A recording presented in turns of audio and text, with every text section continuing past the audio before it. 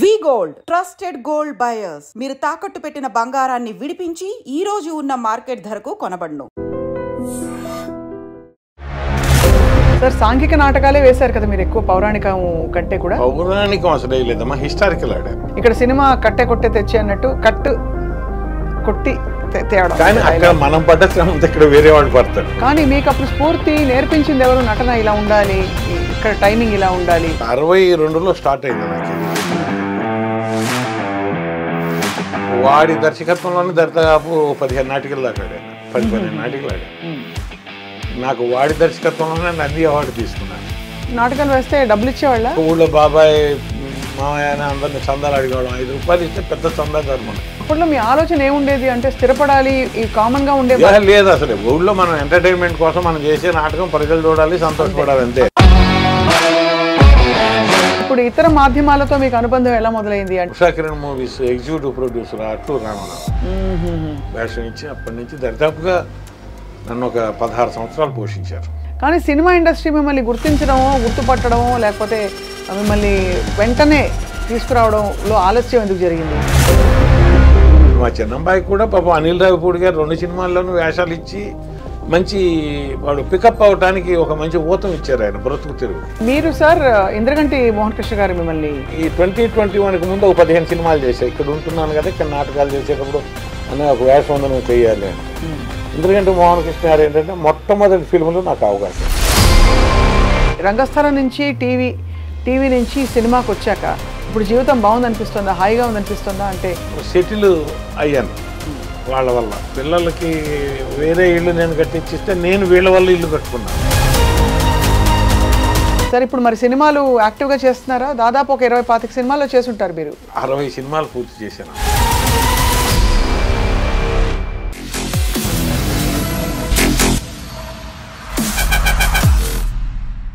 అందరికీ నమస్కారం. Welcome to this candid conversation. చిత్ర పరిశ్రమలో ముఖ్యంగా రంగస్థల నేపథ్యం నుంచి వచ్చిన వారంటే అపారమైన గౌరవం.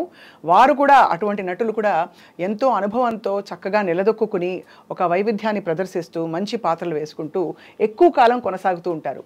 అటువంటి వారిలో అందరికీ సుపరిచిత రంగస్థల, రేడియో, అలాగే సినీ నటులు, అలాగే టీవీ సీరియల్స్లో కూడా వారిని అనేక సందర్భాల్లో చూసాం. వారే గోపరాజు రమణ గారు.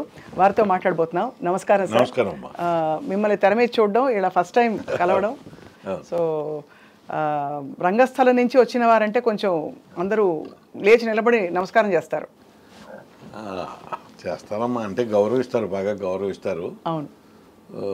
ఎందుకంటే నటుడుగా కొంత ఆల్రెడీ నేర్చుకొని ఉంటాడు కనుక. అవును. కొన్ని సక్సెస్ఫుల్ చేసుకొని ఉంటాడు కనుక, లేకపోతే ఇక్కడ దాకా జర్నీ జరగదు కదా. అవునవునవును. అది కూడా ఉంటుంది.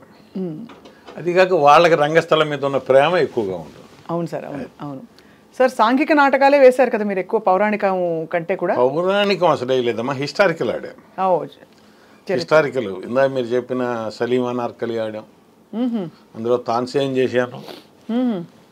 తర్వాత వీరపాండ్య కట్టబ్రహ్మన్ ఆడాం తెనాల్లో. వీరపాండ్య కట్టబ్రహ్మన్లో ఎట్టప్ప ఆడాను, కట్టబ్రహ్మణ ఆడాను. తర్వాత విశ్వనాథ విజయం ఆడాం.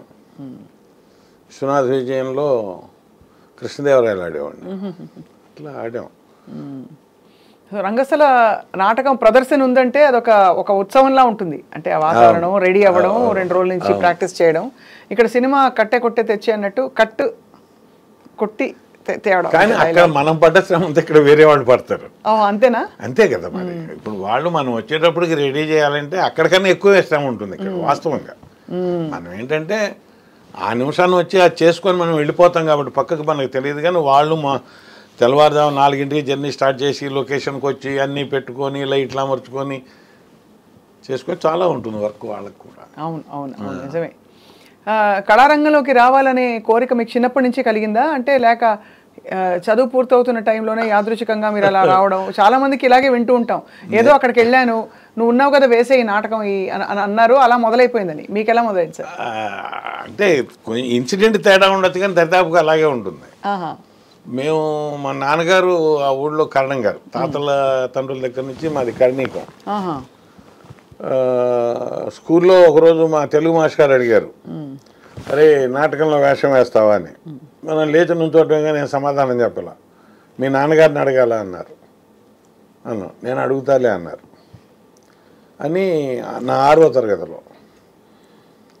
తరగతిలో అప్పుడు హైకోర్టు న్యాయమూర్తి ఆవుల సాంబశివరావు గారు నాటికి రాశారు, మానవుని అడుగుజాడల్లో అని. ఆ నాటికి మా చేత వేయించారు. అందులో విష్ణుమూర్తి వేషం చేశాను నేను. ఆ కాంపిటీషన్స్ ఎలా ఉండేవంటే స్కూల్లో లోయర్ ఫార్మ్స్ ఒక కాంపిటీషన్, హైయర్ ఫార్మ్స్ ఒక కాంపిటీషన్. లోయర్ ఫార్మ్స్ అంటే 8వ తరగతి దాకా, 6, 7, 8, 9, 10, 11 హైయర్ ఫార్మ్స్. వాళ్ళ కాంపిటీషన్స్ వేరు. ఆ కాంపిటీషన్స్లో మా అన్నయ్య గారు కూడా నటించారు. ఇంట్లో అయితే చాలా మంది ఉన్నారు నటులు. అంటే నాన్నగారు కూడా చేసేవారు. అయితే నాన్నగారు వాళ్ళ నాన్నగారికి భయపడేవారు. ఆయన కర్ర పట్టుకొని వచ్చేవాడు కాబట్టి ఆయన వచ్చి వెళ్ళిపోయిన తర్వాత ఏ క్యారెక్టర్ ఉంటే ఆ క్యారెక్టర్ వేసేవాట పౌరాణిక నాటకాల్లో. అట్లా నాకు అప్పుడు మొట్టమొదటిసారిగా ఉత్తమ నటుడు బహుమతి ఇచ్చారు. అవును, మా తెలుగు మాస్టర్ గారు బొట్టు పెట్టారు అప్పుడు, పిన్నికి వెంకటేశ్వరరావు అని. యార్లగడ్డ శైలజ గారు మీకు తెలిసే ఉంటారు, బాగా తెలుసు. వాళ్ళ నాన్నగారు తెలుగు మాస్టర్ గారు మాకు. అంటే మన డీడీలో ఉన్నారు చేశారు ఆవిడ, వాళ్ళ నాన్నగారు. సో అయితే అప్పటి నుంచి మొదలయ్యి మీరు అవార్డులు చాలా అందుకున్నారు. కానీ మీకు అప్పుడు స్ఫూర్తి నేర్పించింది ఎవరు? నటన ఇలా ఉండాలి, ఇక్కడ టైమింగ్ ఇలా ఉండాలి, గొంతు ఇలా మీరు త్రో ఉండాలి, వాయిస్ త్రో. అప్పుడు మైకులు ఉండేవా మీరు నాటకాలు? అంటేనమ్మా ఇప్పుడు 62లో స్టార్ట్ అయింది నా కెరీర్ నాటకం మీద. ఆ నాటిక వరకు ఆయన నేర్పారు. తర్వాత ఇంటి దగ్గర మా 2వ అక్కయ్య గారు తెలుగు టీచర్ ఆవిడ, తెలుగు పండిట్, ట్రైనింగ్ అయ్యి వచ్చింది. మామూలుగా ఎండాకాలంలో ఏం చేసేవాళ్ళం అంటే, పెద్ద ఇల్లు మాది, 40 సెంట్ల దొడ్డి, వడ్ల పాత్ర అరుగు ఉండేది, అది మా స్టేజీ. కట్టెలు కట్టించేసేసి మా పిల్లల చేత అందరి చేత నాటికాడిచ్చేది అక్కయ్య. అంబి పురుషోత్తముడు, ఇట్లా నేరస్తుడు ఎవరు, చిన్న చిన్న ఏకాంకిక నాటికలు ఉండేవి. అందులో మా 3వ అక్కయ్య అంటే నా పై ఆవిడ, నేను, మా అన్నయ్య, తర్వాత మాతో చదువుకునే వాళ్ళం 10 మంది దాకా ఉండేవాళ్ళం. మా ఇంటి దగ్గర 2 పెట్రోమాక్స్ లైట్లు పెట్టి, కరణం గారి ఇల్లు కదా, పెట్రోమాక్స్ లైట్లు ఉండేవి, అవి పెట్టి ఆడేవాళ్ళం. అట్లా ఆవిడతో ఒక 2-3 సంవత్సరాలు ఆడాం. తర్వాత ఇక నాకు కాస్త చదువు, అప్పటికే అక్కయ్య హైదరాబాద్ వచ్చేసింది, తన టీచర్కి ఇక్కడ పోస్టింగ్ వచ్చేసేసింది. ఇక నా చదువు కుంటుపడుతుందని చెప్పి 65, 66లో నన్ను ఇక్కడికి తీసుకొచ్చారు. నల్లకుంటలో మాదిరెడ్డి సులోచన గారు ఇంట్లో ఉండేవాళ్ళం. ఓహో, సులోచన గారు అన్నారు, వీడిని ఖాళీగా ఉంచొద్దు దుర్గా, మన పక్కనే బాలానంద సంఘం ఉంది కదా, అందులో పడేద్దామని చెప్పి నల్లకుంట బాలానంద సంఘంలో పడేశారు. జమ్మలమడక పూర్ణచంద్రరావు గారు సెక్రటరీ, అది వాళ్ళు ఎప్పుడు నాటికలు ఆడుతుండేవాళ్ళు, వాళ్ళలో జాయిన్ అయ్యాం. ఏకాంకికలు, తర్వాత విచిత్ర వేషధారణలు, ఈ కాంపిటీషన్స్ ఉండేవి. నారాయణగూడలో మన రేడియో అక్కయ్య గారు, రేడియో అన్నయ్య గారు వాళ్ళ ఇంటి దగ్గర కాంపిటీషన్స్. వాళ్ళ బాలానంద సంఘానికి ఆ బాలానంద సంఘానికి బాగా కాంపిటీషన్ బోర్డు ఉండేది. నారాయణగూడ బాలానంద సంఘం, నల్లకుంట బాలానంద సంఘం. అప్పుడే మేము దసరా కాంపిటీషన్స్లో పాలిష్ పయ్య నాటికాడి ఉత్తమ విలన్ ఇచ్చారు నాకు, నాగేశ్వరరావు చేతుల మీదుగా. తర్వాత టామ్ సాయర్ ఇంగ్లీష్ నాటకం తెలుగు ధారావాహికగా రేడియోలో చేశాం. అట్లాగే పాలిష్ పయ్య, సక్కుబాయి అని మన శశిమోహన్ గారు ఉన్నారు, రైటర్, చూసే ఉంటాం.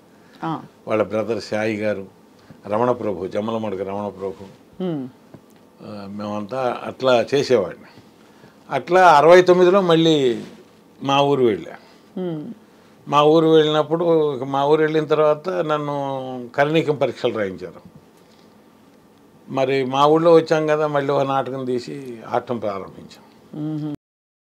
70లో సర్వే ట్రైనింగ్ చేయించారు, 70లో జాబ్లో వేయించారు, ఊళ్ళో గ్రామాధికారిగా పోస్ట్ అయిపోయా. ఇక అక్కడి నుంచి 70 నుంచి మరి ఊళ్ళో ఒక పెద్దగా ఉన్నాం కాబట్టి ఒక గ్రూపు మేము నాటకాలు ఆడడం, సంవత్సరానికి 2-3 నాటకాలు ఆడేవాళ్ళం.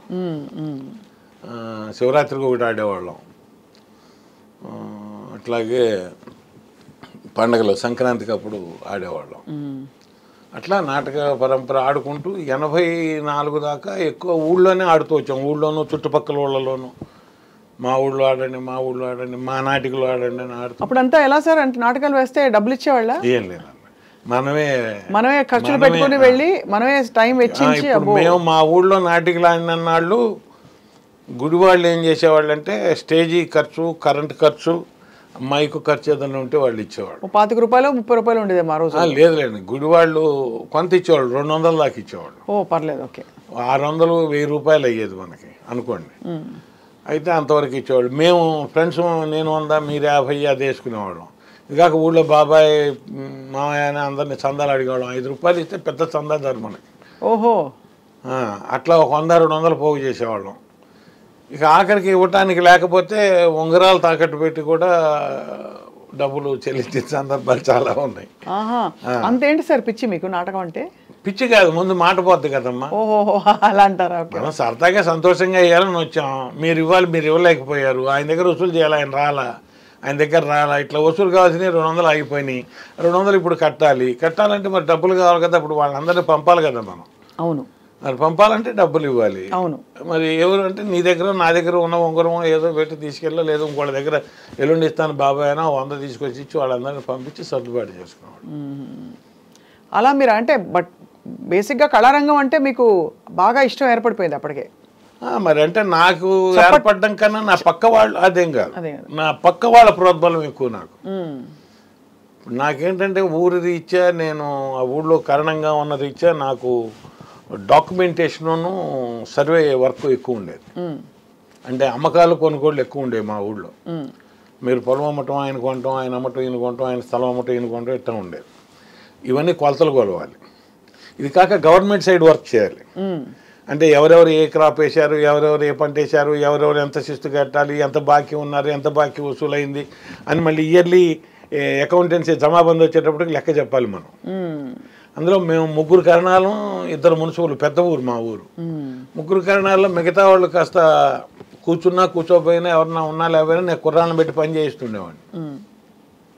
ఈ వర్క్ ఎక్కువ ఉండేది. ఏమైనా చేయకపోతే ఎట్టా, రాకపోతే ఎట్టా, చేద్దామని అట్లా మీద పడేది. ఇక అట్లా వెళ్ళిన తర్వాత వర్క్లో దిగిన తర్వాత అది ఏ వర్క్ అయినా సరే చేయడం అలవాటు ఉండేది నాకు.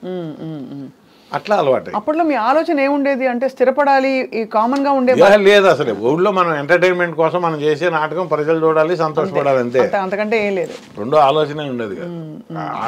ఆ టైం కూడా ఉండేది కదమ్మా, నిజంగా చెప్తున్నా, ఉండేది కాదు. ఇప్పుడు ఇతర మాధ్యమాలతో మీకు అనుబంధం ఎలా మొదలైంది అంటే రేడియోతో? ఇప్పుడు ఈ నాటకాలు చేస్తున్నప్పుడు మా ఊరు డాక్టర్ గారు వచ్చారు, వేజర్ల రత్నగిరిరావు గారు అని. మన పిహెచ్సి అంటాం కదా, పబ్లిక్ హెల్త్ సెంటర్, అందులోకి డాక్టర్ గారు వచ్చారు. ఆయన మంచి నటుడు, మంచి రేడియో ఆర్టిస్ట్, మంచి వాయిస్ ఆయన వచ్చి ఓ నాటకం వేద్దామని అని చెప్పి సలీమా నార్కలిని నేర్పారు. మళ్ళీ ఆయనే ఇంకో నాటకం వేద్దామని చెప్పి విశ్వనాథ్ విజయన్ నేర్పారు. అట్లా ఇప్పుడు మనం ఇక్కడ వేస్తుంటే, మొన్న రమణ నాటకం చూశాను, అల్లుళ్ళు వేస్తుంటే వాడైతే బాగుంటుంది ఈ వేషానికి అని చెప్పి తెనాలి వెళ్ళి వేయాల్సి వచ్చింది. మళ్ళీ తెనాలి జర్నీ జరిగింది. తెనాలి జర్నీ జరిగాక తెనాలిలో మొక్కపాటి కృష్ణమోహన్ గారు కానీ, నేతి పరమేశ్వర శర్మ గారు, మన బొల్లిముంతు కృష్ణ గారు, ఇట్లా పెద్ద పెద్ద వాళ్ళు ఉన్నారు. వాళ్ళందరి దగ్గర వర్క్ చేయాల్సి వచ్చింది. వాళ్ళందరి దగ్గర కూడా హిస్టారికలే ఎక్కువ వర్క్ చేశాను. ఓకే, హిస్టారికలే. ఊళ్ళో ఆడేవి మేము ఎక్కువ సోషల్ ఆడేవాళ్ళం, పల్లె పడుచని అట్లా ఆడేవాళ్ళం. ఈ జర్నీలో ఏం జరిగింది, ఇట్లా వెళ్తుంటే మన రైటర్స్ ఆర్చేతి శివనారాయణ గారు అని ఉండేవాడు, మంచి సాంఘిక నాటక రచయిత. 74లో ఆయన అన్నాడు, మన ఊళ్ళో నాటకాలు వేద్దాం, మీ ఊళ్ళో వేసే వేషాలు కదా, మా ఊళ్ళో మంచి వేషాలు వేద్దాం రా అని చెప్పి. నందివెలుగు పక్క ఊరే, అంటే మీకు చనిపోయాడు వినోద్ అనే ఆర్టిస్ట్ తెలిసే ఉంటారు, వెళ్ళ వేషాలు వేసారు ఆయన. మేమంతా ఒక టీం అనమాట. వినోద్, నేను, శివనారాయణ గారు, వాళ్ళ అన్నయ్యలు అందరం కలిసి నాటకం వేసేవాడు. అట్లా స్టార్ట్ అయింది అక్కడ. అట్లా 74 నుంచి 80 దాకా వేసాం. 80లో ఏమన్నారు, ఇంకా ఈ నాటకాలు అయిపోయిందా ఊళ్ళలో బజార్లు ఏమట, మీరు పరిషత్ పోటీలకు వెళ్దామన్నారు. పరిషత్కి వెళ్దామంటే నాకేం కొలతలు రిజిస్టర్లు ఉంటాయా, నేను కాదు ఇంకెవరన్నా పెట్టుకోండి అని అంటుండేవాడిని. కాదు నువ్వు కావాల్సిందే, నువ్వు లేకుండా జరగదు అది అని చెప్పి నా నెత్తినే పెట్టి నాటకం నేర్పడం నేనే నేర్పాలి. అయితే ట్రావెలింగ్స్ అంతా వాళ్ళు చూసుకునేవాడు, ట్రావెలింగ్ ఏర్పాట్లన్నీ. నాటకం నేర్చుకొని పరిషత్తులకు వెళ్ళడం ప్రారంభించాం. ఆ పరిషత్తులకు వెళ్ళిన దగ్గర నుంచి ఆయనకి ఉత్తమ రచన, మాకేదో మరి ఉత్తమ నటుడని అవును, చాలా అవార్డులు వచ్చాయి మీకు. ఇట్లా ఉత్తమ హాస్యనటుడు అని వచ్చినాయి. వచ్చిన తర్వాత 94 దాకా అట్లా ఆడుతూనే ఉన్నాను. 94లో అంటే ఈ లోపు ఏమైంది, 84లో కరణికలు రామారావు గారు తీసేశారు. తీసేసినా కూడా మా వర్క్ మాకు ఉంటుంది, మా ప్రైవేట్ వర్క్ కదా ఇది. ఇది అమ్మకాలు, కొనుగోళ్ళు, రిజిస్ట్రేషన్స్ చేయటం, ఇదంతా మాది హెవీ వర్క్. ఊళ్ళో తీరుబడి ఉండేది కాదు. అప్పుడు కూడా వెంటబడి రిహార్సల్ అని చెప్పి నాకెళ్ళి రిహార్సల్ చేసి ఇంటికి వచ్చి పడుకునేటప్పటికి 11 అయ్యేది నాకు నైట్. ఇప్పుడు 11 అంటే ఏమి లేదు, ఆ రోజుల్లో 11 అంటే చాలా లేట్. లాస్ట్ బస్ వెళ్ళిపోతుంది మాకు తెనాలి నుంచి, లాస్ట్ బస్ వెళ్ళిపోతుంది. 8:30-9కి పడుకోవడమే కదా అప్పుడు. 10కి లాస్ట్ బస్సు, అది అందుకోవాలి. అవును, లేకపోతే మళ్ళీ రాలేము, 6 కిలోమీటర్లు రావాలి. అందుకని అట్లా వస్తూనే చేసాము. చేస్తూ ఇక ఇట్లా 94లో ఏమైందంటే ఆంధ్ర నాటక కళా పరిషత్ విజయవాడలో జరిగేటప్పుడు సుఖీభవ అనే నాటిక ఆడుతున్నాను. అందులో ఒక 65 ఏళ్ల వేషం నాకు చేస్తుంటే అది మన ఒక ఆయన పెద్ద ఆయన చూశారు. ఎవరు చూస్తే ఎవరంటే ఆయన మన Usha Kiran movies executive producer Atluri Ramarao. నాకు తెలియదు ఆయన కార్డు ఇస్తే నేను ఆశ్చర్యపోయా, అయ్యో పలకరించలేకపోయాను. వాళ్ళ సంస్థ నుంచి తర్వాత ఉత్తరం రాశారు, మీరు ఆడిన నాటికలో ఫలానా పాత్రధారి ఫోటోలు పంపండి, తర్వాత రండి. ఆడిషన్కి పిలిచారు. ఆడిషన్కి ఎప్పుడు వచ్చాము మేము? 95 ఫిబ్రవరిలో వచ్చాం, ఫిబ్రవరి 27th. మేము 25th వచ్చాం. వచ్చినప్పుడు సుబ్రాయ శర్మ గారిని నేను హాల్లో ఫాలో అవుతూ ఉండేవాడిని. ఆయన అప్పుడు ఒంటెత్తు పడి నాటకం ఆడేవారు. ఆయన ఎక్కడ ఆడినా నాటకం, అంటే విజయవాడ ఆడినా, గుంటూరు ఆడినా, దగ్గరలో ఎక్కడ ఆడుతున్నా వెళ్ళి చూసి పలకరించి గురుగారు అంటూ తిరిగేవాడిని. వచ్చి ఆయన ఒకటే నాకు బాగా తెలిసిన ఆయన ఫోన్ చేశాం, సార్ ఏం చేస్తున్నారని. నువ్వెందుకు వచ్చావు, ఎక్కడున్నావు, ఏంటంటే ఇట్లా హోటల్లో ఉన్నాం సార్. ఎందుకు వచ్చావు అన్నాడు. ఇట్లా ఈటీవీ వాళ్ళు పిలిస్తే వచ్చాం సార్ అన్నాడు. ఇవాళ ఖాళీయా అన్నారు. ఖాళీ సార్ అన్నాడు. వేషం చేస్తావా అన్నాడు. చేస్తాను సార్ అన్నాడు. మరి మేసం తీయాలరా అన్నాడు. తీస్తాను సార్ అన్నాడు. అయితే సరూర్ నగర్ వచ్చేసి అన్నారు. సరూర్ నగర్ వెళ్ళాను. వెళ్తాను ఆ రోజు ఆయన చేయాల్సిన వేషం అది హీరోగా. ఆ వేషాన్ని ఆయన చేయకుండా నా చేత చేయించారు. అది మరి ఈ లోపల అన్ని నేర్చేసుకున్నారా? నేర్చుకోవటం అంటే ఏ విధమైన ప్రిపరేషన్ ఏమీ అవసరం లేకపోయింది. అంటే మనం ఈలోపు నాటకాలు ఆడుతూనే ఉన్నాం, క్యారెక్టరైజేషన్స్ మీరు చెప్తూనే ఉన్నారు, మేము చేస్తూనే ఉన్నాం. తర్వాత రేడియోలో వాచకం చెప్తూనే ఉన్నారు, రేడియో నాటకాలు చేస్తూనే ఉన్నాం. కాబట్టి అలా వెళ్ళేదంతా వెళ్ళిపోతూనే ఉంది మనకి. అంటే మన దగ్గర ఇప్పుడు మీరు పిలిచి ఒకటి చెప్పారు అంటే మీరు చెప్పిన విధానం ఆయనకి చెప్పిన ఆ విధానం నా మైండ్లోనూ ఉండేది. అదే అలా చూసి నేర్చేసుకున్నారు కొంత. అలా నేర్చేసుకునే ఉన్నాను. నేను చేసినప్పుడు కూడా, రేడియోలో నేను చేసినప్పుడు కూడా నేర్చేసుకునే ఉంటే అది ఫస్ట్ టైం అనమాట. ఆయన కెమెరా ముందు నాకు అవకాశం ఇచ్చి బామ్మగారి మరచెంబు అని మీకు దూరదర్శన్లో చాలాసార్లు వేశారు. అవునవును, ఇవిడ రత్నసాగర్ గారా? కాదు, రత్నగా మన ఈ నవీన్ లక్ష్మి గారు. రైట్. మస్తాన్ రావు గారి, బీర మస్తాన్ రావు గారి వైఫ్ ఆవిడ మనవడు నేను అనమాట. ఆ వేషం నా చేత చేయించారు. అది ఫస్ట్ టైం నాకు. అప్పుడు బ్లెస్సింగ్స్ ఇచ్చారు మన మీర్ గారు, శర్మ గారు. ఫస్ట్ టైం నువ్వు కెమెరా వంక కూడా చూడకుండా చాలా బాగా చేసావు, మంచి ఫ్యూచర్ ఉంటుంది, కంటిన్యూ చేయమని. అప్పుడు నాకు ఆలోచన వచ్చింది. అప్పటిదాకా నాకు మనం వచ్చాము చేద్దాం అన్నారు, చేద్దాం అంతవరకు. చాలా వ్యత్యాసం ఉంటుంది కదా రంగస్థలానికి, టీవీకి, మళ్ళీ సినిమాకి. సో ఆ మెళకువలు ఎలా నేర్చుకున్నారు? ఇక్కడైతే మీకు ఫ్రీ హ్యాండ్ ఉంటుంది. అదే అడిగారు నన్ను, బోలెడంతా అదే అడిగారు. నువ్వు ఇది ఫస్ట్ టైం అంటే మీరు గారు నమ్మలా. నేను నమ్మను అన్నారు. లేదు సార్ ఇదే ఫస్ట్ టైం, నేను కెమెరా ముందు ఎప్పుడు చేయలేదంటే. కెమెరా ముందు ఎప్పుడు చూడకుండా చేయటం అనేది జరగని పని, నువ్వు చూడకుండా ఎట్లా చేసావు అంటే నేను చెప్పాను, నేను చిన్నప్పటి నుంచి సినిమా రంగం చదువుతాను సార్. పుస్తకం మా ఇంట్లో ఉండేది. అందులో ఆర్టిస్టుల అనుభవాలు, దర్శకుల అనుభవాలు ఒక వ్యాసాలు పడుతుండేవి. భరద్వాజ్ గారి వ్యాసాల్లో తెలియక కెమెరా వంక చూశాడు, కట్ చెప్పారు, కెమెరా వంక చూడకూడదని చెప్పారు. ఇట్లాంటివన్నీ చదివి అవి మా ఇంట్లో ఉన్నాయి. అంతే తప్ప వేరేనా ఎక్కడ చేయలేదన్న. వెరీ గుడ్, నీకు మంచి ఫ్యూచర్ ఉంటుంది, నువ్వు కంటిన్యూ చేయి, వదిలిపెట్టుకోక అన్నాడు ఆయన. సరే అన్న తర్వాత వాళ్ళ దగ్గరికి వెళ్ళాం కదా, 27 ఈటీవీకి వెళ్ళాం కదా, వాళ్ళు బాగా ప్రోత్సహించారు, వేషం ఇచ్చి అప్పటి నుంచి దరిదాపుగా నన్ను ఒక 16 సంవత్సరాలు పోషించారు. టీవీ ఈటీవీ 2009 దాకా. 2009 తర్వాత మన జీటీవీలో చిన్న కోడలు చేయాల్సి వచ్చింది. చిన్న కోడలు తర్వాత అట్లా సీరియల్స్ చేస్తూనే వచ్చాను. అది చేశాక ఇది ఎలా అనిపించింది సార్? అంటే అక్కడ కష్టం ఎక్కువ, ఫలితం అంటే మనకి జేబులు నిండవు నాటకంలో, కానీ అక్కడ తృప్తి కూడా బాగుంటుంది, ఒకలాంటి తృప్తి. అంటే మీరు నిరూపించుకోవడానికి ఒక అవకాశం ఉంటుంది. ఇక్కడ ఒక డైలాగ్, అదేంటమ్మా అలా చేసావు, కట్ అయిపోయింది. అవును. సో ఆ వ్యత్యాసం అది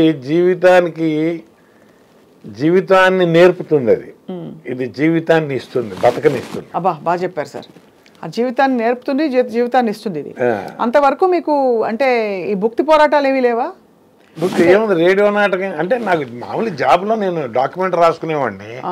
ఈ లోపు ఏమైంది, నాకు గవర్నమెంట్ సర్వీస్లో జాబ్ వచ్చింది. గవర్నమెంట్ సర్వీస్లో చేరా 95 వీళ్ళు వచ్చేటప్పుడు నేను సెలవు పెట్టుకొని వచ్చా రెవెన్యూ డిపార్ట్మెంట్ నుంచి. ఈటీవీ వాళ్ళు పిలిపించినప్పుడు నేను సెలవు పెట్టుకొని వచ్చా. సెలవు పెట్టుకొని వచ్చిన తర్వాత ఇక్కడికి వచ్చిన తర్వాత నాకు పర్మిషన్ ఇచ్చారు, గవర్నమెంట్ పర్మిషన్ ఇచ్చారు. అప్పుడు ఆ పర్మిషన్ మీద చేసుకుంటూ ఉండేవాడిని. ఇప్పుడు మన గవర్నమెంట్ నాటకాలు కూడా చేసి ఇక్కడికి వచ్చిన తర్వాత నాకు ఎక్కువ ఉపయోగపడింది ఏంటంటే మన రమణాచారి గారు వాడు రసరంజని సంస్థ ఉంది కదా, అవునవును, రసరంజని సంస్థలో నన్ను ఇన్వాల్వ్ చేయించి నా చేత మంచి మంచి నాటకాలు ఆడించారు. ఇక్కడ కూడా ఎక్కువ విద్య నేర్చుకున్నా. అన్ని చోట్ల నేను దరిదాపుగా నాటకాలకు నేను నేర్చుకున్నటువంటి దర్శకులు ఒక 60 మంది ఉంటారు నేను ఆడుకుంటూ వచ్చిన క్రమంలో. ఇప్పుడు మీరు నేర్పిన దాంట్లో ఎన్నో కొన్ని మెళకువలు ఉంటాయి కదా, అట్లా నేర్చుకుంటూ వచ్చినాయి ఒక 60 మంది దగ్గర నేర్చుకున్నా. ఇక్కడికి వచ్చాక నేను జాబ్ చేస్తూ ఉండగా కల్చరల్ యాక్టివిటీస్లో పాల్గొనడానికి పర్మిషన్ ఇప్పించి నాకు రసరంజన్లో నాకు మంచి మంచి అవకాశాలు ఇప్పించారు. ఆ విషయంలో రమణాచారి గారికి ఎప్పుడు నేను మా అబ్బాయి విజయ్ కూడా నాటకాలు వేస్తారా? మేమిద్దరం కూడా కలిసి ఆడాము ఎక్కువ. తర్వాత మీ నుంచే ఆబ్వియస్లీ మీ అబ్బాయికి అంటే ఏమైందంటే ఇప్పుడు ఇక్కడికి వచ్చాను, నాటకాలు చేస్తున్నాను. రసరంజన్లో మన కల్చర్ డిపార్ట్మెంట్ వాళ్ళు పెట్టినటువంటి నాటకాలన్నిట్లోనూ నన్ను పార్టిసిపేట్ చేసేవాళ్ళు. ఒక మంచి వేషం, ఒక మెయిన్ వేషం. అట్లాగే మన డిఎస్ఎన్ మూర్తి గారు, డాక్టర్ ఎంఎన్ శర్మ గారు, చాట్ల శ్రీరాములు గారు, దుగ్గిరాల సోమేశ్వరరావు గారు, వీళ్ళందరి దగ్గర పెద్ద పెద్ద వాళ్ళందరి దగ్గర, నారాయణ గారు, బి నారాయణ గారు ఉండే, వాళ్ళందరి దగ్గర నేను వర్క్ చేశాను. వాళ్ళందరితో చేసినప్పుడు ఏంటంటే ఒక పేరెన్నిక కన్నా నాటకంలో ఒక ప్రముఖ పాత్ర నా చేత చేయించేవాడు. అలా చేసుకుంటూ వచ్చాను. ఈ వచ్చిన క్రమంలో మొదటి నుంచి నేను అక్కడ నాటకాలు పరిషత్తులకు వెళ్ళేటప్పుడు కూడా మరి నేను జాబ్లో ఉండేవాడిని కదా, ఈ వర్క్ అంతా మా చిన్నబ్బాయి చూసేవాడు. చిన్నబ్బాయి అంటే ఇప్పుడు ఆ అమ్మాయిని తీసుకురావాలి, అమ్మాయిని మళ్ళీ పంపించాలి, అమ్మాయి భోజనం చూడాలి, ఇంట్లోనే ఉండేవాడు. మా ఇంట్లోనే మా మిస్సెస్ను వాడు చూసేవాడు. మరి అట్లా వాడు ఎక్కువ ఇంటర్మీడియట్ ఆగిపోయాడు, వాడు చదవకుండా. వాడు ఒక వేషం వేసేవాడు, వాడు క్యారెక్టర్ చేసేవాడు. అలా వస్తూ నేనేం చేశాను అంటే 2008లో మేము 90లో పెట్టుకున్న సంస్థ శ్రీ సాయి ఆర్ట్స్ కొలకలూరు అని. ఇక అది వాడిని ఎత్తిన పెట్టాను. 2008 నుంచి వాడే డైరెక్ట్ చేసుకుంటూ వచ్చాడు. వాడి దర్శకత్వంలోనే దరిదాపు 15 నాటికలు దాకా ఆడాను నేను. 10-12 నాటికలు ఆడాను. నాకు వాడి దర్శకత్వంలోనే నంది అవార్డు తీసుకున్నాను. వాడి దర్శకత్వంలోనే నేను నంది అవార్డు తీసుకున్నాను. అంతకుముందు తీసుకోవాలి నేను. అట్లా వాడేంటంటే వాడికి తెలిసింది నాటకం, ఇక రెండో తెలియదు వాడికి. ఇప్పుడు నేనన్నా అంటే ఇటు వృత్తిపరంగా అకౌంట్స్ తెలుసు నాకు, లేదా సర్వే తెలుసు, డాక్యుమెంటేషన్ తెలుసు, ఇలా చెప్పగలుగుతాం. వాడికి నాటకం తప్ప ఇంకేం తెలియదు. ఏమి తెలియదు. చాలా విశేషం సార్ మీరు ప్రోత్సహించడం కూడా. ఎందుకంటే పిల్లలు స్థిరపడిపోవాలి, ముందు ఒక డిగ్రీ వచ్చేయాలి అర్జెంటుగా. ఎక్కువ కాలాన్ని నువ్వు వెచ్చించి నేర్చుకున్నది నా పక్కన అది ఒకటే. అవును. పెద్ద అబ్బాయి ఏం చేశాడు, ఈ తాతల తండ్రుల నుంచి వస్తున్న వృత్తి చేస్తానన్నాడు. అవును, ప్రైవేట్గా చేసుకోవచ్చు కదా, నేను ఇదే చేస్తాన్నాడు. డాక్యుమెంటేషన్ సర్వే వాడు ఉండిపోయాడు ఊళ్ళో. మేమిద్దరం హైదరాబాద్ వచ్చాం. వీడు ఇది నేర్చుకున్నాడు నాతో తిరుగుతూ. మన సోమేశ్వరరావు గారి దగ్గర పనిచేసాడు వాడు, శర్మ గారి దగ్గర, డేసన్ గారి దగ్గర, వీళ్ళందరి దగ్గర ఏవో నాటికల్లో వేషాలు వేస్తూ వచ్చేవాడు. తర్వాత మన కోట్ల హనుమంతరావు గారితో మాయాబజార్ అని ఈటీవీ 2 అది వచ్చేది. అవునవును, అందులో ఎక్కువ ఎపిసోడ్స్ చేశాడు వాడు. అట్లా ఇక అదే వాడి వృత్తి అయింది. ఆ వచ్చే క్రమంలో వాడి నాటికలు ఎక్కువగా వర్క్ చేశాను నేను. వాడికి దరిదాపుగా 13 నందులు వచ్చినాయి అనుకుంటా. 13 ఉన్నాయి నందులు, నాకు ఒక్కటే ఉంది. అయితే మురిసిపోతుంటారు మీ అబ్బాయిని చూసి మీరు. మర్చిపోయేది ఏమన్నా బ్రతుకు తెరువు ఉంటే చాలండి. ఎవరైనా సరే అంటే నేను అదే ఇందాక నుంచి నేను ఏది తెలుసుకునే ప్రయత్నం చేస్తాను అంటే బ్రతుకు తెరువే అందరి మధ్యతరగతి కుటుంబాలు అంతే, దాని మీదే బతికాడు వాడు. వాస్తవంగా ఇప్పుడు ఒక నాటికి తీసేవాడు 70 ప్రదర్శనలు ఆడేవాళ్ళం ఇద్దరం కలిసి. ప్రదర్శనకి 1000-1500, 2000, 1000-1500, 2000 మిగిలేవి. అదే వాడి సంసారం. నన్ను ఎప్పుడు వాడు పాపం డబ్బులు అడగలేదు. దాంతోనే వాడేమన్నా అంటే ఇక్కడ ఉంటే నాకు ఖర్చు ఎక్కువ పెరుగుతుందని చెప్పి ఊళ్ళోనే సెటిల్ అయ్యాం అందరం. అక్కడే ఇల్లు కట్టుకున్నాం, అక్కడే వస్తూ పోతుండేవారా? ఇప్పటికీ వచ్చిపోతాడు. ఓహోహో. ఇప్పుడు సంక్రాంతికి వస్తున్న సినిమా చూసే ఉంటారు మీరు. అందులో చేశాడు, చాలా హిట్ అయిన సినిమా. అవును, అందులో ప్రెసిడెంట్ గా చేశాడు. అట్లా కానీ సినిమా ఇండస్ట్రీ మిమ్మల్ని గుర్తించడమో గుర్తుపట్టడమో లేకపోతే మిమ్మల్ని వెంటనే తీసుకురావడంలో ఆలస్యం ఎందుకు జరిగింది? అంటే మనం కూడా అప్రోచ్ అవ్వాలి కదా, మనం అవ్వలేదు కదా. ఇప్పుడు వాళ్ళు చూసినప్పుడు మనల్ని పిలిచారు, వాళ్ళకి నచ్చి. ముందు నుంచి మనం అప్రోచ్ అయి ఉంటే మరి పిలిచేవాళ్ళే మనకి తెలియదు. మనం అప్రోచ్ అవ్వలేదు. మన పని మనం చేసుకుంటూ మన నాటకాలు మనం ఆడుకుంటూ ఉన్నాం. ఇప్పుడు మా చిన్నబ్బాయికి కూడా పాపం అనిల్ రావిపూడి గారు 2 సినిమాల్లోనూ వేషాలు ఇచ్చి మంచి వాడు పికప్ అవడానికి ఒక మంచి ఊతం ఇచ్చారు ఆయన బ్రతుకు తెరువుకి. లేకపోతే ఎక్కడొచ్చేది? కరెక్ట్, అంతే కదా. F3లో చేశాడు. అవును.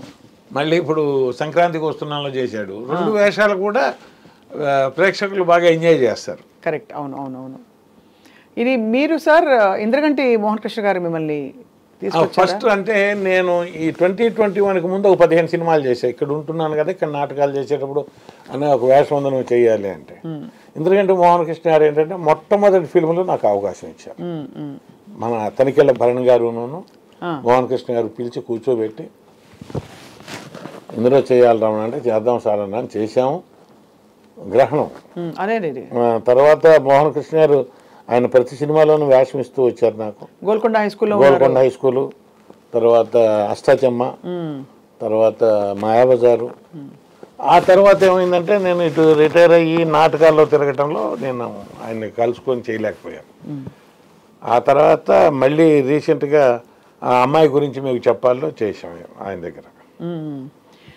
ఎలా సార్ అంటే ఇప్పుడు ఈ రంగస్థలం నుంచి టీవీ నుంచి సినిమాకి వచ్చాక ఇప్పుడు జీవితం బాగుందనిపిస్తుందా, హాయిగా ఉందనిపిస్తుందా? అంటే అంత కష్టం ఉండదు కదా మీకు? కష్టం ఉండదండి, హాయిగానే ఉంటుంది. ఎందుకంటే ఇప్పుడు ముఖ్యంగా బ్రతుకు నడిచిపోతుందండి. ఇక్కడ బ్రతుకు నడిచిపోతుంటే కష్టం కూడా సుఖంగానే ఉంటుంది. అవును అవును అవును. బ్రతుకు నడిచే దాంట్లో కనుక ఎగుడు దిగుళ్ళు ఉన్నా, నడవటానికి కష్టంగా ఉన్నా, మనకి సుఖం కూడా చాలా కష్టంగానే ఉంటుంది. అవును, అంటే అప్పటి జీవన శైలి కూడా చాలా డిఫరెంట్గా ఉండేది మీకు.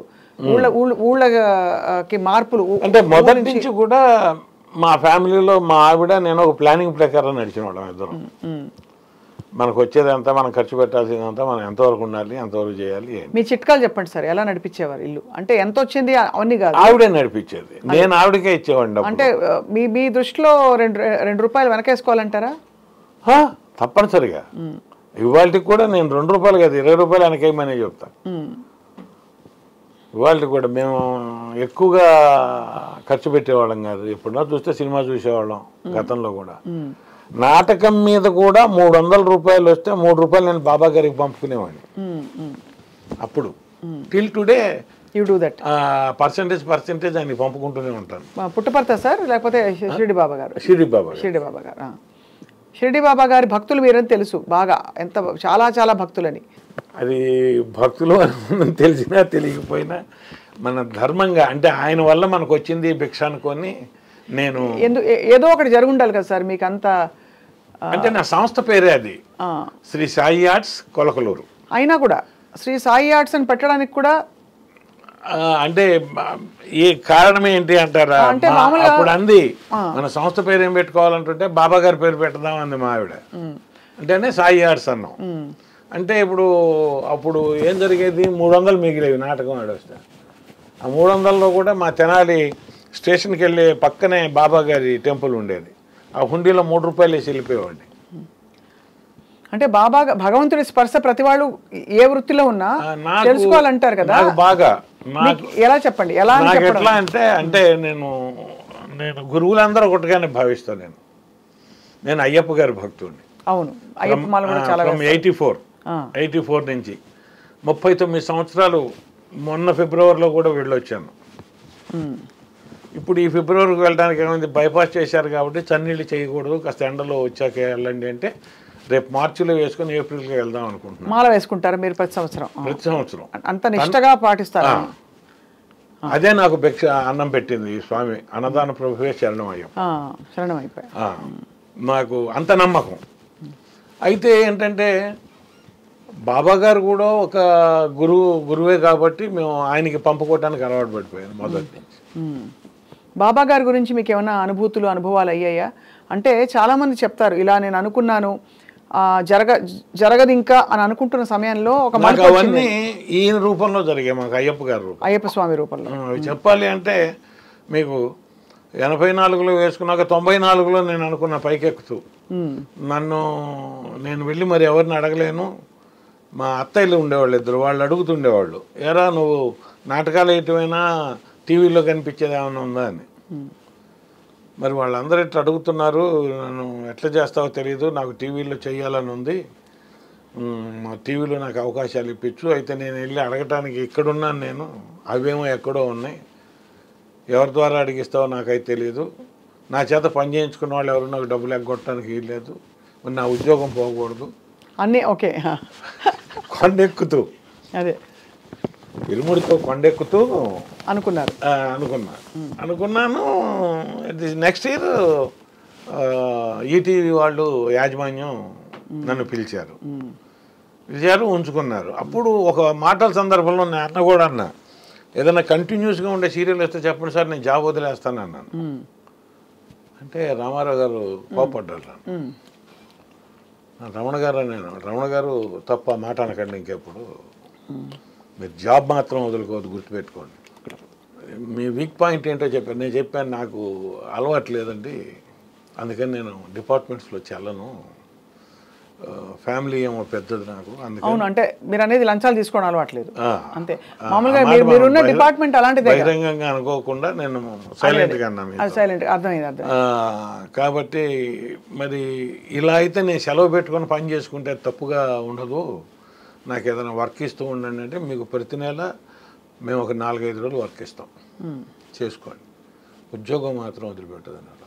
ఆయనే కాదు, తర్వాత ఎండీగా చేసిన ప్రసాద్ గారు కూడా ఇప్పుడు నా షూటింగ్ స్పాట్లోకి వస్తే నేను లేచి నుంచునేవాడిని సహజంగా, పలకరించి వెళ్తూ మీరు జాబ్లో ఉన్నారు కదా, జాబ్లో అని వెళ్ళేవాడు, అంటే మానేశానేమో వద్దనేవాడు. అట్లాగే నాకు వచ్చిన అధికారులు కూడా నాకు గవర్నమెంట్ నుంచి పర్మిషన్ తెప్పించి సాంస్కృతిక కార్యక్రమాల్లో పాల్గొనడానికి అవకాశం ఇచ్చి చాలా హెల్ప్ చేసి పెట్టారు. ఓడి ఇచ్చేవాళ్ళు గవర్నమెంట్ మనకి, నంది నాటకాలకు కానీ ఏ నాటకానికి వెళ్తున్నా, ఒకవేళ మన కల్చర్ డిపార్ట్మెంట్ నాటకాలు ఎక్కువ ఆడా నేను, మన రమణాచారి గారు వాళ్ళ ఆధ్వర్యంలో జరిగిన వాటన్నిటికీ నాకు లెటర్ రాసి పంపించి ఓడి తెప్పించేవాళ్ళు. అట్లా బాగా ఎంకరేజ్ చేశారు నన్ను. లేకపోతే నేను రంగస్థల నటుడిగా హైదరాబాద్లో నిలబడగలిగేవాడిని కూడా కాదు. నాకు అంత అవకాశం ఇచ్చారు. ఎందుకంటే అంటే నా ఊరంటే నాకు ఒక గొప్పతనం ఉంటుంది. ఇప్పుడు ఇక్కడ ఉన్న హైదరాబాద్లో ఎక్కడెక్కడి నుంచి వచ్చిన వాళ్ళైనా ఇక్కడున్న వాళ్ళైనా హెమాహెమీలు ఉన్నారు. మరి వాళ్ళందరి ముందు నేను కూడా ఒక రేణువుగా లాగా అయినా నుంచోగలిగాను అంటే కారణం రమణాచారి గారు, రసరంజన సంస్థ. ఇప్పటికీ ఎప్పటికీ నేను దండం పెట్టుకుంటా వాళ్ళకి. సార్, ఈ అయ్యప్ప స్వామి మాల మీరు మొదటిసారి వేసుకున్నప్పుడు 84లోనా? 84. ఎవరు నేర్పించారు మీకంటే ఈ పద్ధతులు? ఇది మాల మాకు ఫస్ట్ ఏంటంటే మాకు సద్గురు రామదాస్ మహారాజ్జీ అని మాకు మన శృంగేరి పీఠాధిపతి గారి సహపాఠి ఉండేవారు, చనిపోయారు ఆయన. చాలా పెద్ద గురుస్వామి గారు ఆయన, రాజరాజేశ్వరి ఉపాసకులు తెనాల్లో, ఆయన ద్వారా మాకు చేశారు. తర్వాత నాకు 84లో కూడా అనుభవం ఏంటంటే, 84లో ఇరుముడి కట్టుకున్నప్పుడు మేము మా ఊరి శివాలయం చుట్టూ 3 ప్రదక్షిణాలు చేసి ఇరుముడి లోపల పెట్టాలి భోజనాలకు వెళ్ళాలంటే మధ్యాహ్నం. ఆ వెళ్ళబోయే ముందు ఆ డోర్ దాటుతుండగా కళ్ళ ముందు మంచి మెరుపు మెరిసింది నాకు. ఆ మెరుపులో నాకు ఒక వెండి విగ్రహం కనపడింది, ఇట్ట మన గౌతమ బుద్ధుడి మోహంలాగా ఇక్కడ దాకా కనిపించింది. ఏంటి ఇట్లా కనిపించింది అని అనుకున్నాం. సరే వనయాత్ర చేసాం. వనయాత్ర 13వ తారీఖు అయిపోయింది. 14వ తారీఖు జ్యోతి చూసి 15 మార్నింగ్ దర్శనానికి వెళ్ళాం.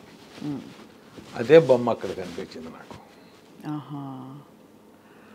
అక్కడ నేను అసలు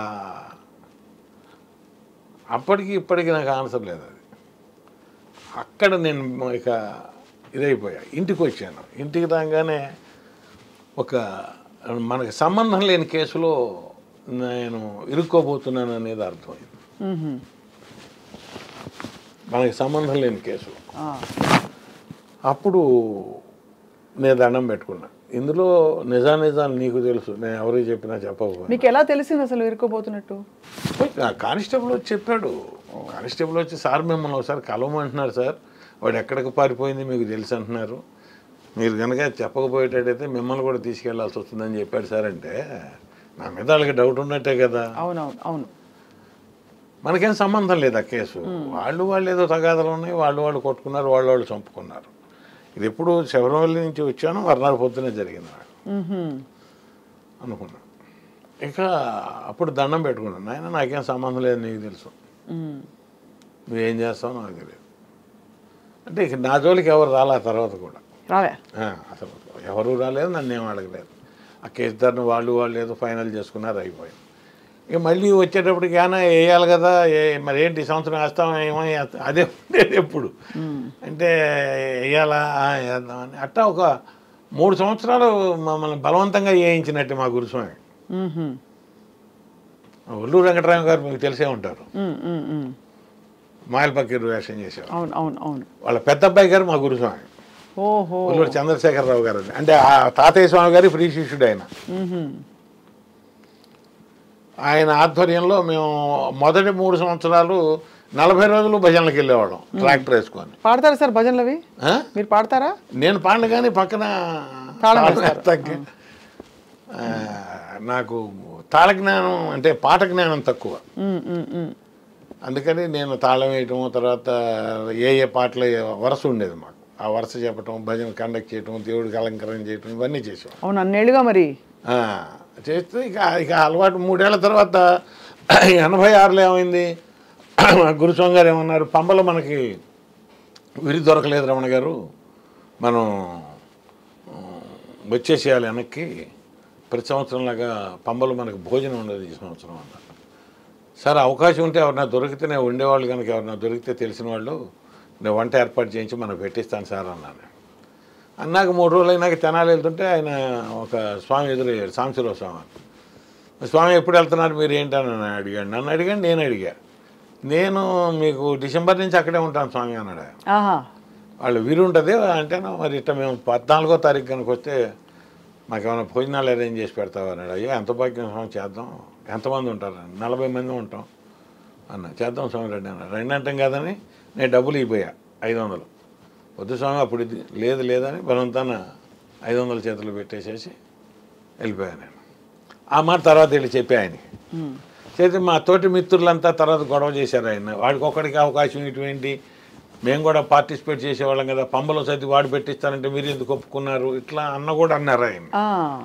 సరే పంప వెళ్ళాం. అయితే 13వ తారీఖు 14వ తారీఖు పడుకున్నాం. మధ్యాహ్నం ఆకలి వేస్తుంది, 11 అయింది అప్పటికే.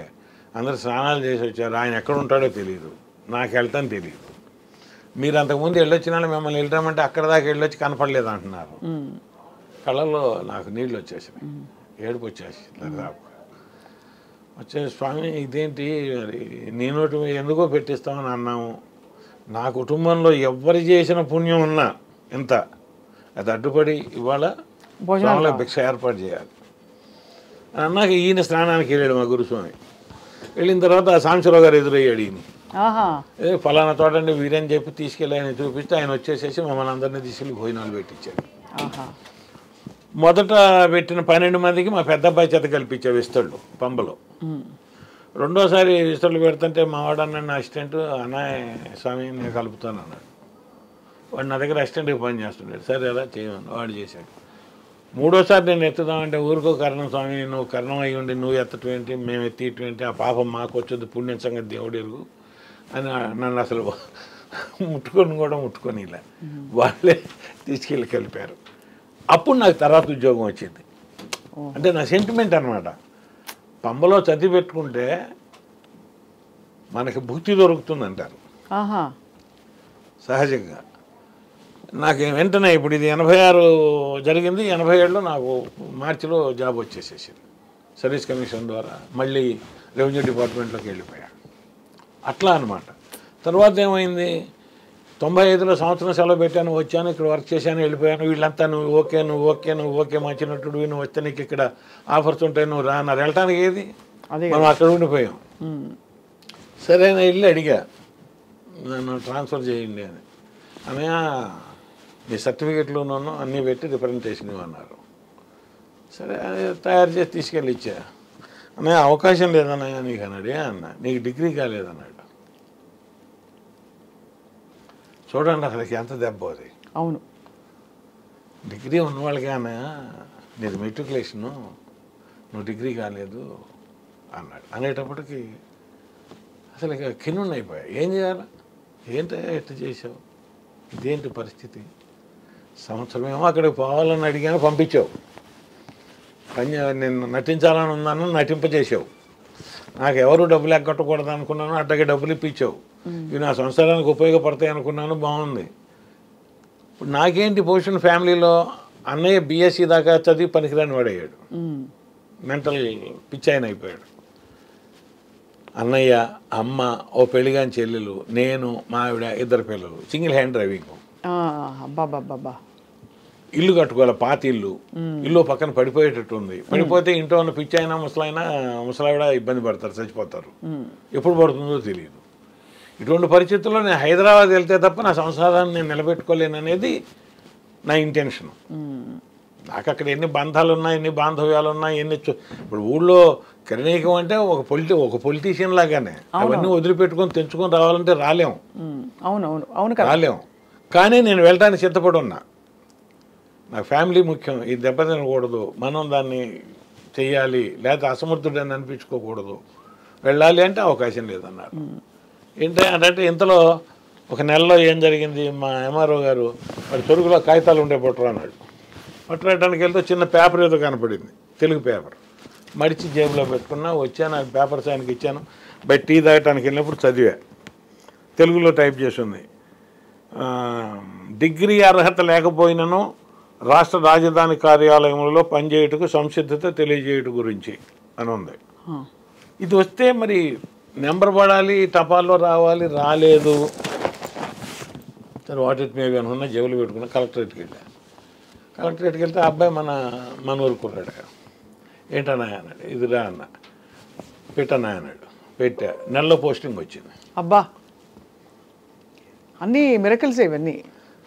వచ్చా. అట్లా నాకు సరే వచ్చిన తర్వాత అక్కడ ప్రాబ్లం ఏంటి, ఇల్లు కట్టుకోవాలి.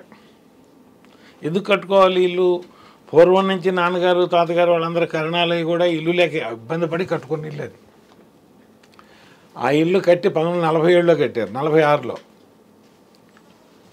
2000లోకి వచ్చేసాం మనం. ఏమవుతుంది ఇల్లు ఇప్పుడు కట్టాలంటే డబ్బులు లేవు. అక్కడ అడుగుతుంటే వాళ్ళు ఏమంటున్నారు, నీ పేరు మీద సపరేట్గా గవర్నమెంట్ నుంచి జీవో తెచ్చుకుంటే తప్ప ఆ బడ్జెట్ నీకు కేటాయిస్తాం, లేకపోతే మేము కేటాయించడం అంటున్నారు. మరి ఏంటి, మరి ఇల్లు కట్టిస్తావా నువ్వే కట్టించాలి, లేకపోతే ఇబ్బంది పడతాను స్వామి అని చాలా ప్రే చేసుకునేవాడు. ఇక్కడికి వచ్చాక నన్ను డిపార్ట్మెంట్లో వేశారు. వేసిన తర్వాత ఆ డిపార్ట్మెంట్లో నాకు లోన్స్ అండ్ అడ్వాన్సెస్ సీట్ ఇచ్చారు. సీట్ ఇస్తే నా పక్క ఆయన అడిగా, మనం ఇల్లు కట్టుకోవాలంటే ఏం చేయాలి అని. అప్లికేషన్ పెట్టాలన్నాడు. మరి సీనియారిటీలో చాలామంది ఉన్నారు, కానీ వీళ్ళ సీనియారిటీ వేరు, మన డిపార్ట్మెంట్ సీనియారిటీ వేరు అన్నాడు. లోపలికి వెళ్దాంపా అన్నాడు. లోపలికి తీసుకెళ్ళాడు. సార్ రమణమూర్తి ఇల్లు కట్టుకోవాలంటున్నాడు సార్ అన్నాడు.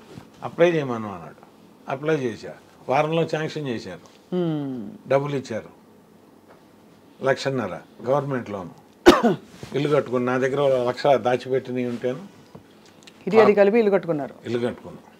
అట్లా వస్తూ ఇక్కడే ఉండిపోయా. అక్కడ ఇల్లు కట్టాం కదా ఆల్రెడీ. అట్ట ఎందుకు, పిల్లవాడు అదే పని మీద ఉన్నాడు, వాడికి ఇల్లు లేకుండా ఎట్లుంటాడు ఊళ్ళో? అవును, ఉండని, మనం ఇక్కడ అయితే కొందాం, మనకేం ఇది అని. ఇప్పుడు డబ్బులు వస్తాలే, ఈ వచ్చిన డబ్బులతో ఇక్కడ కొనుక్కుందామంటే ఈ రేటు పెరిగింది. అక్కడికి వెళ్ళాల్సి వచ్చింది. అట్లా 30 కిలోమీటర్లు వెళ్ళిపోయింది అప్పటికి హైదరాబాద్. అవును, మొత్తం ఇప్పుడు విస్తరించిపోయి ఫుల్గా. తర్వాత నేను చూసుకున్నాం, ఇప్పుడు 30 లక్షలు పెట్టి మనం లోన్ తీసుకొని ఇల్లు కట్టుకొని లోన్ తీర్చిన కన్నా 30 లక్షలు మనం బ్యాంకులో వేసుకుంటే 600 చొప్పున 18,000 వస్తుంది. 8,000 మనకి ఇంటి అద్దె. మన మామూలు ఎక్కడున్నా అప్పుడు ఎక్కడ ఉండేవాడిని, మాసప్ ట్యాంకులో ఉండేవాడిని. 3,000 రూపాయలు నేను కట్టేది అప్పుడు మాసప్ ట్యాంకులో. ఏ సంవత్సరం సార్ ఇది? 2007. ఓహో, ఎక్కడ? పుత్తూరు వెంకటేశ్వరరావు గారి ఇంటికి దగ్గర మాసప్ ట్యాంక్ మన గ్రౌండ్ ఉంది కదా, శాంతినగర్ ఉంది కదా, శాంతినగర్లో ఉంది. చాలా మంచి ఏరియా, చాలా మంచి ఏరియా. పాపం ఆవిడ శాంతమ్మ గారు అని ఆవిడ ఇంట్లోనే ఉండేవాడిని. పైన 2 రూమ్స్ ఇచ్చారు మాకు సరిపోయేది సఫిషియెంట్గా. సో అలా అయ్యప్ప స్వామి రాకతో చాలా ఎక్కడికక్కడ చేసుకొచ్చాడు. అయితే కారణం ఏంటంటే ఆ రోజు పెట్టుకున్న ఫోటో ఇప్పటికి కూడా మేము తీయలే. మొదటి సంవత్సరం పెట్టిన ఫోటో అంటే కదిలించి తీసేసి అక్కడ పెట్టి మళ్ళీ పెట్టుకుంటారు. ఆ అలవాటు మేము తీయలే. ఎందుకంటే మా ఇంట్లో అడ్లు లేవు, తనకు కూడా లేదు. నేను మాలేసుకునే నాటికి తనకి హిస్టరాక్టమీ అయింది, ఆపరేషన్. ఇద్దరు మగ పిల్లలే. అందుకని ఏం చేసేవాళ్ళం, పెట్టి రోజు శరీరం గోష్ఠి చేసుకోవడం ప్రారంభించావు. ఒక ఆయన చెప్పాడు, నువ్వు దీక్షలో ఉన్నప్పుడే కాదు విడిగా కూడా చేసుకుంటూ ఉండంటే రోజు చేసుకోవడం అలవాటు అయిపోయింది నాకు. పొద్దున సాయంత్రం దీపం వెలిగించడం, చేసుకోవడం ఆఫీస్ నుంచి రాగానే. అట్లా అన్నదాన ప్రభువు. అవును సార్, 40 సార్లు వెళ్ళారు కదా మీరు. 39 జంతువులు కనిపించాయి మీకు? పులులు కనపడలేదు, అవన్నీ వింటూ ఉంటాం అన్ని. అయితే మేము నైట్ వెళ్ళేటప్పుడు శబ్దాలు వినిపించేవి కింద లోయలో నుంచి, ఏనుగుల ఘీంకారాలు. నేను అవతల నుంచి వెనక పక్క నుంచి కూడా వెళ్ళాం. అంటే పులిమేడు అంటారు కదా, పులిమేడు మీద నిద్ర కూడా చేసా ఒక నైట్ నేను. నిజమేనా సార్? పులులు వస్తాయంటారు? వస్తాయంటారు, రాకుండా ఉండవు, వస్తాయి. అయితే మనకి ఎప్పుడు జరగలేదు మంచి, కానీ అంటే భక్తులకి ఏమి కాదని కూడా అంటారు. మనకి ఎప్పుడు కనపడలేదు. చాలా గొప్ప. అంటే ఒకవైపు మీ లౌకిక ప్రయాణం, ఇంకొక వైపు ఈ అలౌకిక. ధర్మాన్ని ఆచరిస్తే ధర్మం మనల్ని ఆచరిస్తుంది అనేది సత్యం, అంతే. ధర్మో రక్షతి రక్షిత, అందులో డౌట్ లేదు. అదే ఆయన శ్రీ ధర్మశాస్త్రవే శరణం అయ్యప్ప. చాలా బాగుంది సార్ వినడానికి. సార్ ఇప్పుడు మరి సినిమాలు యాక్టివ్గా చేస్తున్నారా? దాదాపు ఒక 20-25 సినిమాల్లో చేసుంటారు మీరు. నేను 60 సినిమాలు పూర్తి చేశానమ్మా. ఓ, 60 సినిమాలు అయితే చాలా. 2021 తర్వాత 60 సినిమాలు. అంతకుముందు 14 చేశాను, 15. ఇది మన మోహన్ కృష్ణ గారు వాళ్ళవి, తనికెళ్ళ భరణి గారు ఇప్పించినవి, అవి 15 దాకా చేసి ఉంటాను. ఆ తర్వాత 60 పూర్తి చేశాను, ఒక 5 రన్ అవుతున్నాయి. ఇప్పుడు రన్ అవుతున్నాయి యాక్టివ్గా. ఎన్ని రోజులు సార్ నెలకి? ప్రతిరోజు పని ఉంటుందా? ఉండదమ్మా, అంటే ఇస్తారు కానీ డేట్లు ఉంటాయి. నెలలో 20 రోజులు డేట్లు ఉంటాయి. ఒక్కోసారి క్యాన్సిల్ అయిపోయి నెల ఖాళీగానే ఉన్న సందర్భం కూడా ఉంది. మొన్న అక్టోబరు, ఈ జనవరిలోనే దాదాపు 20 డేస్ క్యాన్సిల్ అయిపోయింది. ఇప్పుడు మీకు అయ్యప్ప స్వామి ప్రత్యక్షమై ఒక వరం కోరుకోమంటే ఏం కోరుకుంటారు సార్?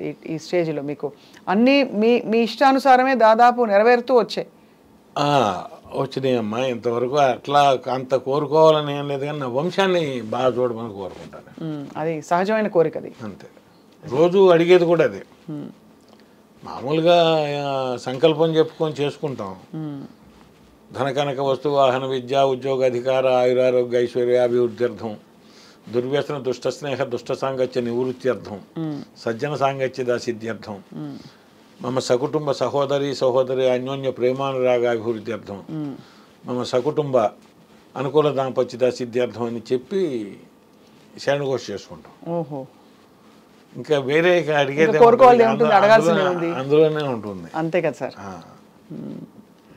చాలా గొప్పగా ఉంది సార్. రంగస్థల పూర్వ వైభవం తిరిగి రావాలంటే ఏం చేయాలి సార్? పూర్వ వైభవం ఇప్పుడు కూడా వైభవంగానే ఉందమ్మా. పూర్వ వైభవం అంటే ఎట్లుండేదంటే ప్రజల ఆదరణ ఎక్కువ ఉండేది. అవును, ప్రజల ఆదరణ ఎక్కువ. వెళ్ళి తీరిక తీసుకుని వెళ్ళి కూర్చునేవారు. అంటే అప్పుడు దానికి కారణం ఏం లేదు, కాలంలో వచ్చిన మార్పు. అవును, ఇదివరకు రెండో యావగేషన్ లేదు, రెండో వ్యాపకం లేదు. మీ ఊళ్ళో లేదు, మన ఊళ్ళో ఒక పద్య నాటకం రేపు మన షణ్ముఖ ఆంజనేయరాజు గారితో లేకపోతే అపూర్ నరసింహారావు గారితో వాళ్ళతో పెట్టారు, స్థాన నరసింహారావు గారితో నాటకం పెట్టారంటే బళ్ళు కట్టుకొని వచ్చి చూసుకొని వెళ్ళేవాళ్ళు. వాళ్ళ ఆదరణ అటువంటిది. వాళ్ళకున్న ప్రేమని వాళ్ళ నటులతో అనేక రకాలుగా పంచుకునేవాళ్ళు. బహుమతులు ఇచ్చో ధాన్యాదులు ఇచ్చో ఏదో రకంగా పంచుకునేవాళ్ళు, చూసేవాళ్ళు. కాలంలో వచ్చిన మార్పు వల్ల సినిమాలు వచ్చాయి, తగ్గింది. ఆ సినిమాల తర్వాత టీవీలు వచ్చాయి, తగ్గింది.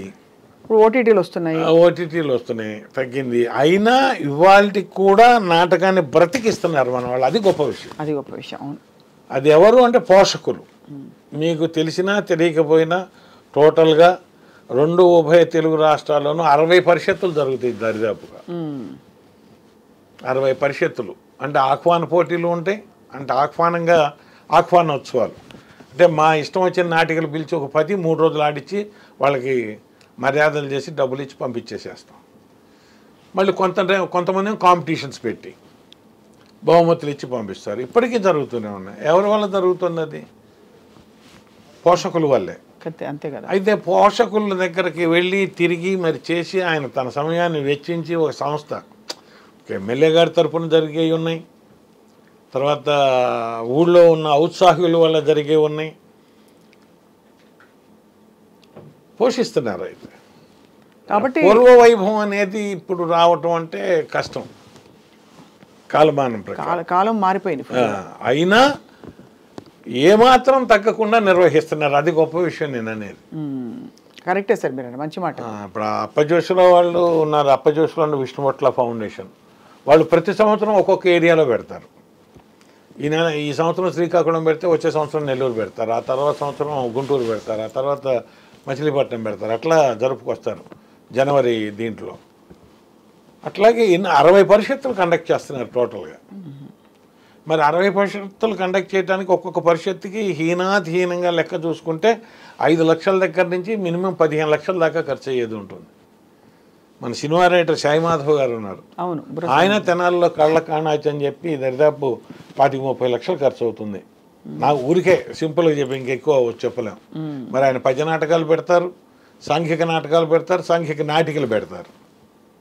3 విభాగాలు నడుపుతారు. ఈ సంవత్సరం ప్రయోగంగా ఏం చేశాడు ఆయన, పౌరాణిక నాటకాలు తగ్గించి సాంఘిక పద్య నాటకాలు పెట్టారు.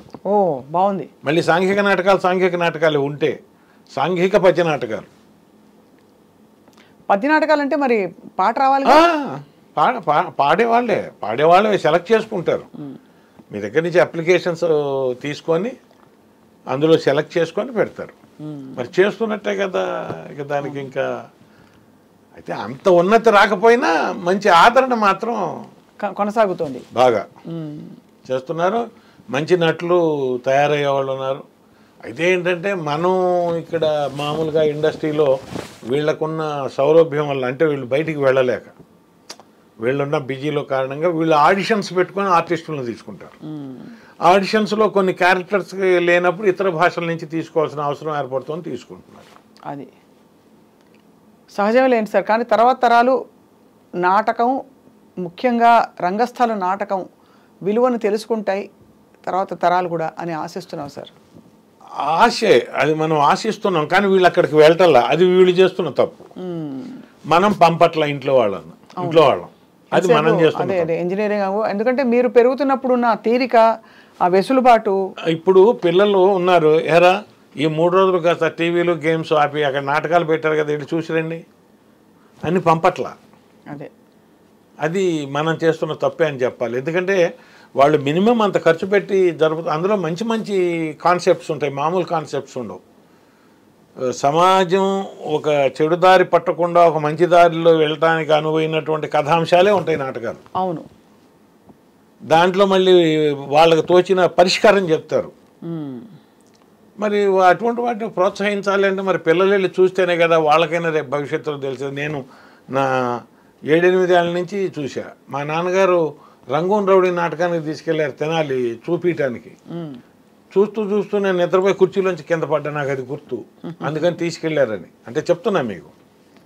అట్లా తీసుకెళ్ళాలి. తీసుకెళ్తే చిన్నప్పటి నుంచి అభిరుచి, అలవాటు. నా వరకు నేను చెప్పాలంటే నా లైఫ్ స్టైల్ చాలా భాగం నేను నాటకాలు చూసి నాటకాలు ఆడి నేను నడుచుకుంటూ వచ్చిన వాడిని.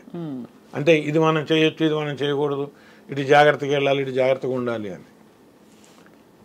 అట్లా అద్భుతమైనటువంటి కథలు కథాంశాలతో వాళ్ళు పాపం సెలెక్ట్ చేసి పెడతారు. అంటే వస్తారు, రెగ్యులర్ ప్రేక్షకులు వస్తుంటారు, అదే కానీ ఎక్కువ మంది వచ్చి చూసుకునేటటువంటిది 3 రోజులు కేటాయించుకోలేకపోతున్నారు. అవును. ఈ ఇంట్లో వాళ్ళు కూడా వస్తున్నారు, ఆడవాళ్ళు కానీ మగవాళ్ళు కానీ. పిల్లలు మాత్రం రావట్ల. ఏజ్డ్ వయసులో ఉన్న పిల్లలు, అంటే 20 to 30 మధ్యలో ఉన్న వాళ్ళు చాలా తక్కువ మంది వస్తారు. వాళ్ళు వచ్చినాడు మీరు అన్నట్టుగా నిలబడుతుంది, ఇంకా మరింత నిలబడుతుంది. అందులో వర్క్ చేయడానికి వాళ్ళకి ఇంట్రెస్ట్ ఉండి వర్క్ చేస్తే మీరు ఒక 10 నాటకాలు ఆడితే ఒక థియేటర్ ట్రైనింగ్ అయినట్టే. అంతే కదా సార్.